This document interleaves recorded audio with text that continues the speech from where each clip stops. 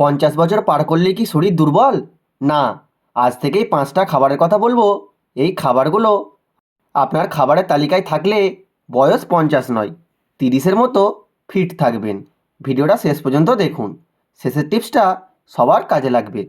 চলুন এবার জেনে নিই 50 বছর বয়সের পর আপনি কি খাবেন। ডিম। ডিম মানেই পাওয়ার হাউস। 50-এর পর আমাদের শরীরে প্রোটিনের ঘাটতি খুব বেশি দেখা যায়, হাড় দুর্বল হয়, পেশি কমে যায়।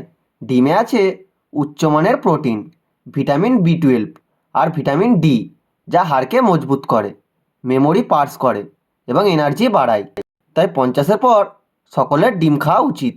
শাকসবজি যেমন পালং শাক, মেথি শাক, লাল শাক, এগুলোতে আছে প্রচুর আয়রন, ক্যালসিয়াম, ফাইবার ও অ্যান্টিঅক্সিডেন্ট।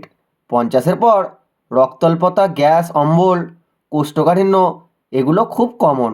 শাকসবজি খেলে এগুলো নিঠুরভাবে ভালো হবে, শরীরকে পরিষ্কার করবে, রক্ত বাড়াবে আর হজম শক্তিও অনেকটা ঠিক করবে।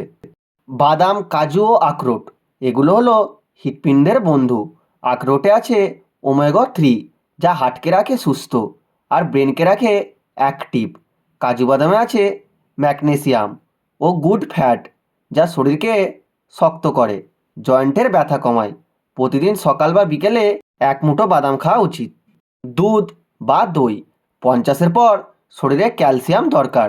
দুধ ও দইয়ের মধ্যে আছে প্রচুর পরিমাণে ক্যালসিয়াম, প্রোবায়োটিক ও প্রোটিন। এগুলো হাড়কে শক্ত করে, পেট ভরে রাখে, ইমিউনিটি বাড়ায়। যারা দুধ খেতে পারেন না তারা দই খেতে পারেন। মাছ, বিশেষ করে রুই কাতলা মাছ, এগুলোতে আছে ওমেগা 3, প্রোটিন ও ভিটামিন ডি। এগুলো হার্ট ভালো রাখে, মস্তিষ্ককে তীক্ষ্ণ করে, ফ্যাট কমাতেও ব্যাপক সাহায্য করে।